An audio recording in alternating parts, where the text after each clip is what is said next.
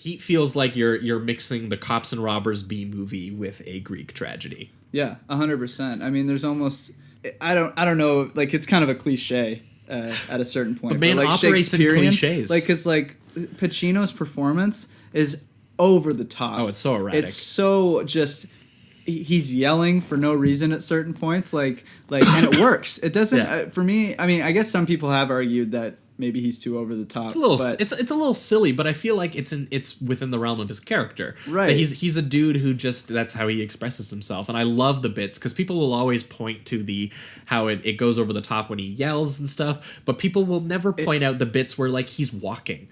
Like the way that he moves into a frame and the way that he like snaps his fingers while he's talking, like he's got it's like he has music in his head, and as he's going through these scenes, like I mean not even the scenes of the film, the scenes like the crime scenes, it's almost as if he's like keeping this like oh, I found that, you guys go do that, you know, but give me all you got. And then all of a sudden the big explosion in the jazz song.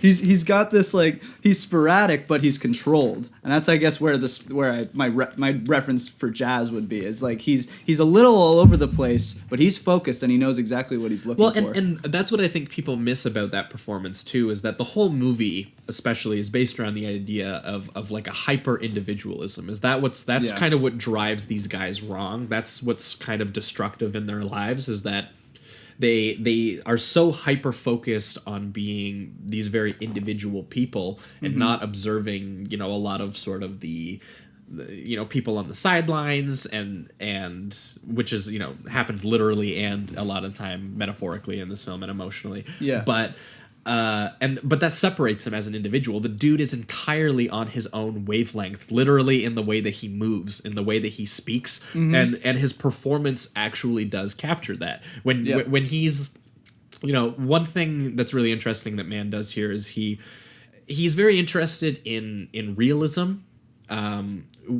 just in the sense that like he loves sort of the mundane lives that people live and how things actually are and how we actually experience things, which leads to what most people, the flashiest element that people will talk about is like his gunfire. Sure. Mann used to do sort of photojournalist work sometimes, so he's filmed like at riots and at other things like this, which sort of informs his style for action. So yeah, and he's just like, you know, if you hear a gun go off, like your ear is going to be pierced, it's gonna bleed. Yeah. Like, so the gunfire needs to reflect that. And everything sounds massive when they go into these assault machine gun kind of things or whatever they're using, M16s.